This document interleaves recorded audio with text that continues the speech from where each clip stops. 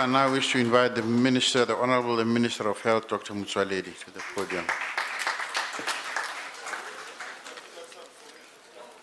Honorable Speaker, honorable members of the House, this morning as I was driving to work, I was listening to a debate on SAFM on the incidents in Diepsloot. The guests on the debate were arguing whether we are dealing with xenophobia, crime, desperation, or just incidental argument hijacked by criminal elements. One of the guests insisted that if anybody was to deal with the problem, then a diagnosis must be arrived at first before embarking on any solution. In other words, what are we dealing with there? I believe, Honorable Speaker, that this question is very pertinent here in this House this afternoon. What actually are we dealing with here? Since the tragic death of initiates in Mpumalanga, there obviously has been outrage from many quarters and from society at large. This led to a perception that certain African cultures are under attack at best, or at least under deep societal scrutiny.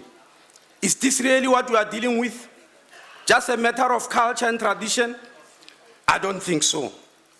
I wish to state unequivocally that we are mostly dealing with commercial interests here. We are mostly dealing with individuals who have decided to hijack certain African cultures to amass wealth for themselves, make huge amounts of money in as short a time as possible, hiding under the cloak of culture and tradition. It is entrepreneurship gone wrong. But because there are no tenders involved, it is not tenderpreneurship, but it's culturepreneurship, which is equally unacceptable to me.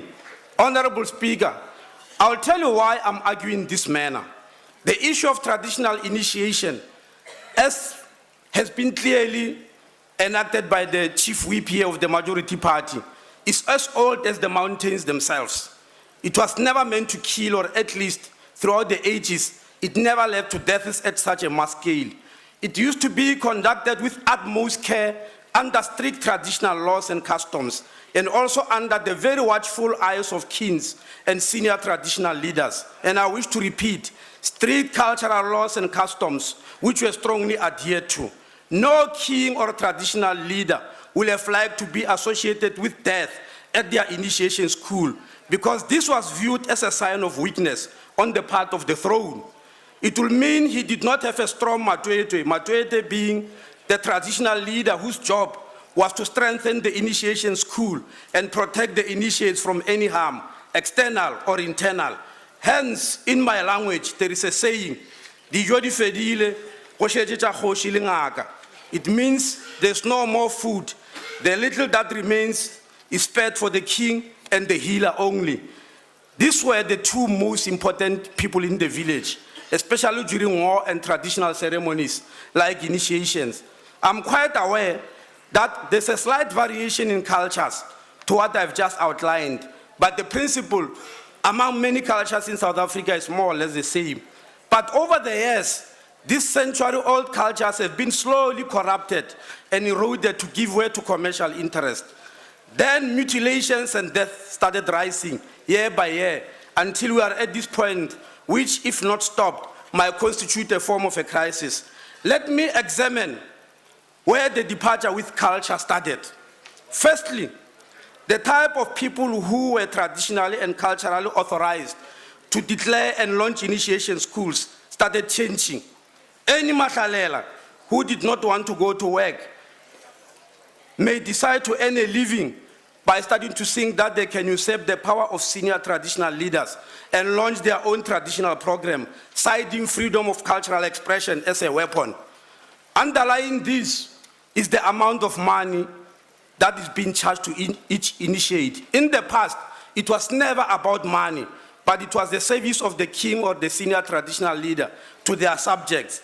Secondly, Honorable Speaker, at least from the area where I come from in Sekhukhune, not every Tom, Dick, and Harry could ever qualify to be a traditional surgeon to perform the circumcision itself, to control the inevitable bleeding and nurse the wound.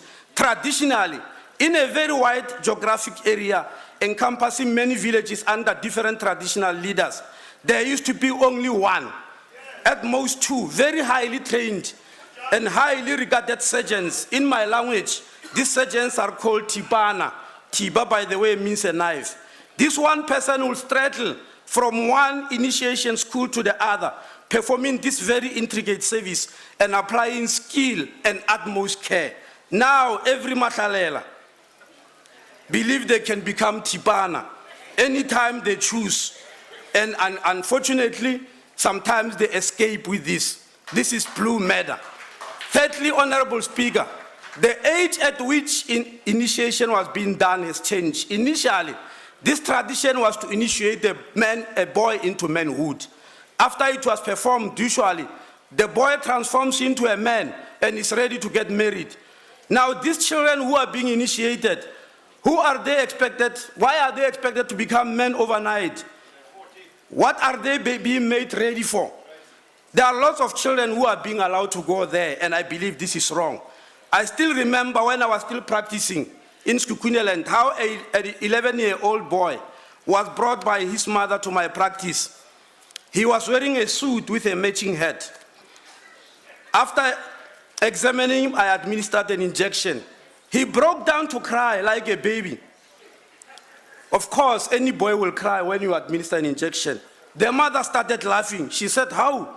You are crying, but you have been refusing when I sent you to conduct chores for me ever since you came back from initiation. Ever since you have been reminding me that you are no longer going to be sent around by me because you are now a man. Now, how can a man cry like this?" Through an injection, of course, the boy then remembered you are supposed to be a man, and he suddenly stopped crying and grudgingly declared that is, of course, still a man.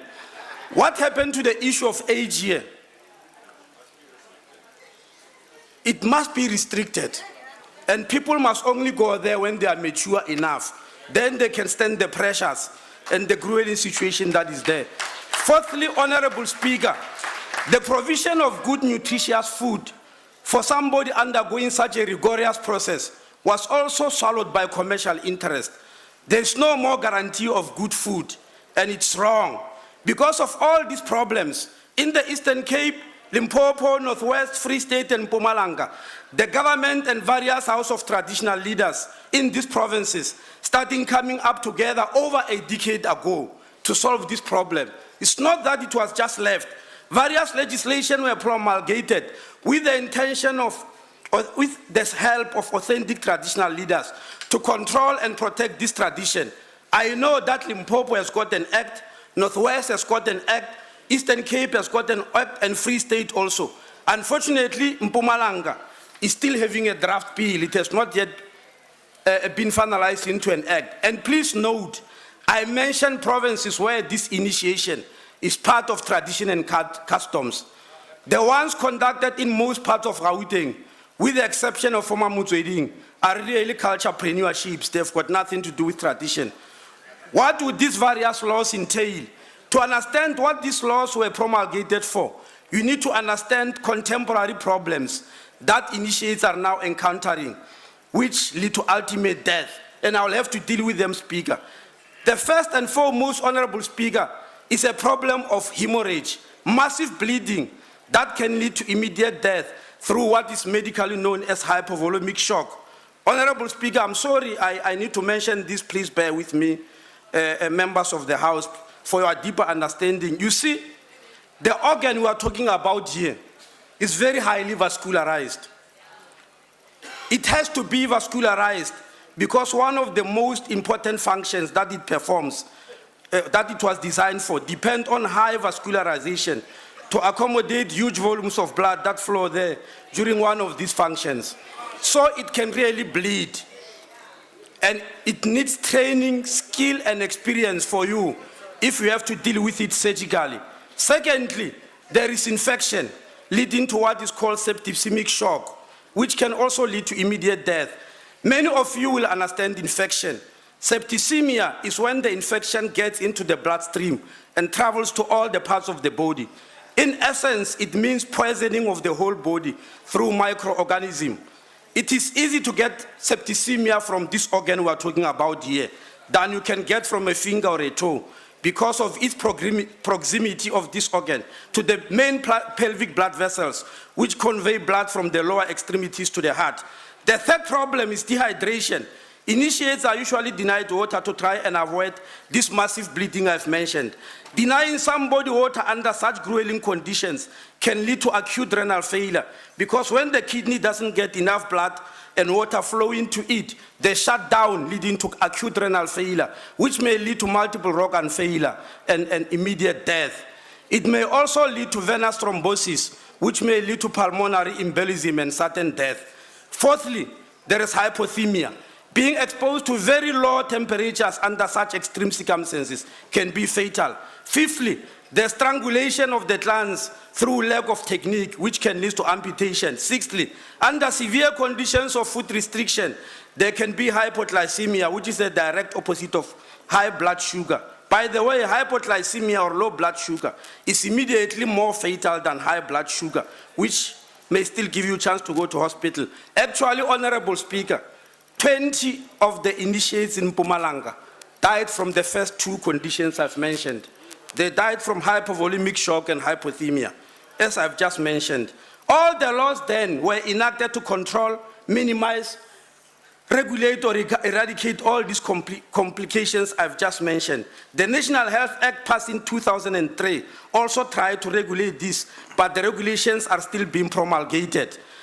And also, Honorable Speaker, there is also the Children's Act, which was passed by this Parliament on the Act number 38 of 2005. In a document prepared by Professor Julia Sloss-Nielsen, Professor of Faculty of Law, University of Cape Town, in trying to review all these laws which were passed by Parliament to the Law Commission, she states, and I quote, based on the responses of the Commission received, the discussion paper, to the discussion paper, the final report of South African Law Commission recommends that harmful or potentially harmful cultural practices be prohibited, that male circumcision be regulated, that female genital mutilation be prohibited, that the education and criminal law approach to virginity testing be adopted, that expansion of the grounds for refugee status to include the threat to female genital mutilation, close quotes. So there are ample laws. He was just showing that in the Children's Act. This has been discussed as early as 2005. There are traditional leaders, Honorable Speaker, who try their best to comply. Unfortunately, as I said, there are those who have engaged themselves in criminal activities. For instance, the Act Limpopo specifically stipulates that no initiation can be conducted before schools close for the winter vacation. This is in view of the importance attached to education in this era and time. It is hence very wrong for a traditional leader to ignore that under the name of culture. It should not be allowed, and such a leader, in inverted commas, must be brought to book. I wish to mention the role that was played by the leadership of Contralesa and other traditional leaders around the country in dealing with this problem.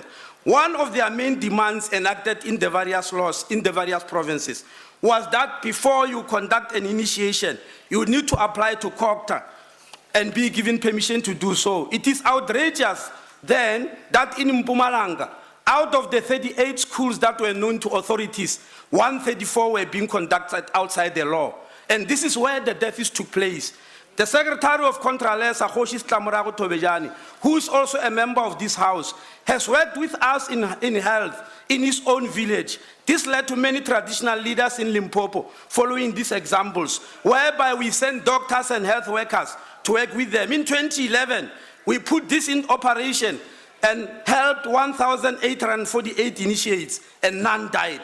In 2012, in this village, we helped 1,308 initiates, and none died. Throughout the whole of Limpopo last year, using this method, we helped 35,621 initiates, and unfortunately, 2 died because the department was engaged very late. Since December 2012, we have been working with Mr. Ngulileko Nxesi and activists from Eastern Cape to conduct workshops with traditional leaders from Eastern Cape in order to prepare for this year's initiation ceremonies. And we believe everything will go well. We are funding him, and we are prepared to fund anybody else. So we actually know what we need to do.